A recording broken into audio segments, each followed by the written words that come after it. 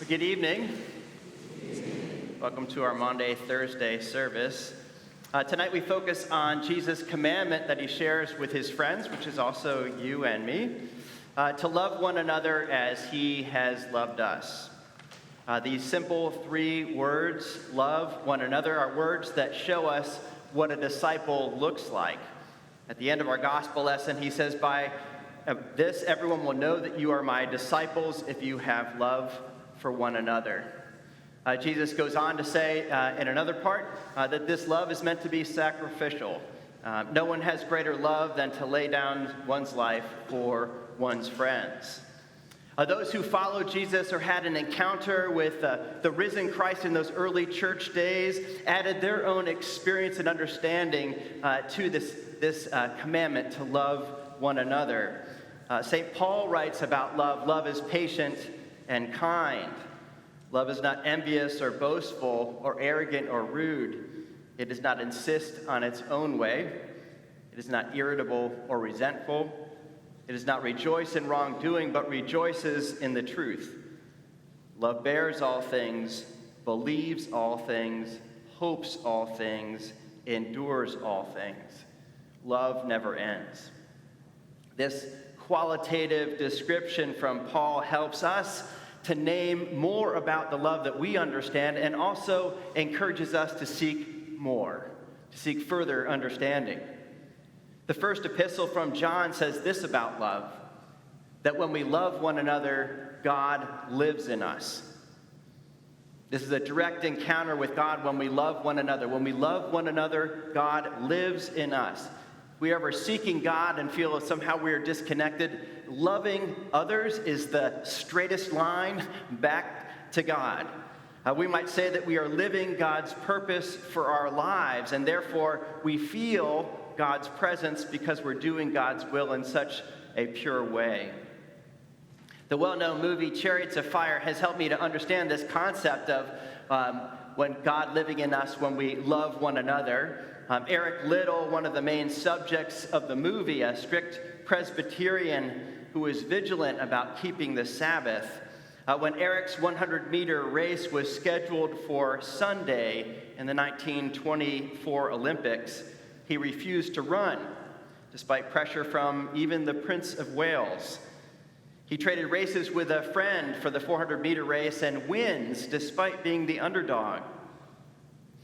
When asked why he competes in track and isn't a missionary with his sister in China, he said, "I believe that God made me for a purpose, but he also made me fast. And when I run, I feel his pleasure." When I think of John's understanding, when we love one another, God lives in us, it's Eric Liddell who brings this to life, that our experience of God in us is the experience of God's pleasure. Now, we can talk about love in action, the things that we are to do in the world, to love others, to be kind, but I think this commandment goes far deeper. That Jesus meant that we were to think about how we are to be in the world. It's about purpose for our lives, that God's will for our lives is that we love one another. The author Gail Godwin, in her book Evensong, says that vocation is something that always makes more of you. I love that definition. Vocation is something that makes more of you. Vocation, one's true call, one's true purpose, is something that makes more of us. And perhaps vocation, if it is a true vocation, is an expression of love. That our humanity, the uniqueness that makes us an individual, it expands when we are living out God's purpose for our lives. Jesus' commandment to us tonight to love one another is truly a gift to us. You may remember when you were sort of a 20-something, we kind of spent that time trying to figure out what our purpose was. You know, what are we here to do?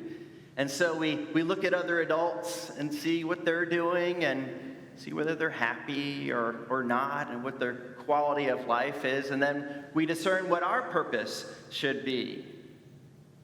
The professional sports psychologist Jim Lair writes that a deep enduring purpose is virtually always motivated by a desire for the well-being of others. I have no idea whether Jim Lair is a person of faith, but his independent observation is that we were meant to love. And he gives us an example. Lair was working with a professional tennis player whose ranking was as high as 5th in the world at one point, but she reached out to Jim because her ranking was dropping, and she noticed that as she entered into tournaments, sometimes she was exiting in the second round and sometimes even in the first round, and she lacked that kind of motivation to keep practicing.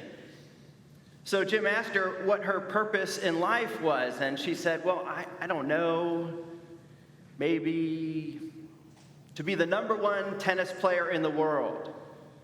And so Jim fed it back to her. He said, okay, so on your tombstone, you want it to say she was #1 in the world?